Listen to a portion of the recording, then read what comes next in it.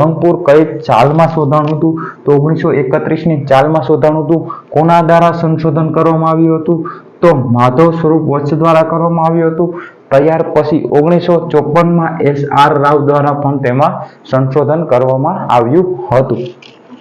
ત્યાર પછી તે શોધાયું એટલે કે તેની શોધ થઈ ત્યારે કયા રાજ્યનો ભાગ હતું અથવા તો કયા સ્ટેટનું ભાગ હતું અથવા તો કયા રજવાડાનું ભાગ હતું? તો કયું રજવાડો આવશે? તો લીંબડી સ્ટેટનું ભાગ હતું.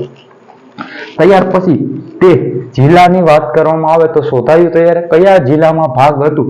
તો જિલ્લાની વાત કરે તો પાટડી અથવા દસાડા તાલુકાની અંદર સુરેન્દ્રનગર જિલ્લાનો ભાગ હતું. અને ત્યાર પછી હાલ કઈ જગ્યાએ આવેલું છે? તો હાલ ધધુકા અમદાવાદમાં આવેલું છે. ક્યાં આવેલું છે? ધધુકા અમદાવાદની અંદર આવેલું છે. ત્યાર પછી એવો પ્રશ્ન આવે કે કઈ નદીના કિનારે રંગપુર આવેલું છે? તો કઈ નદી આવશે? તો સુખભાદર નદીના કિનારે આવેલું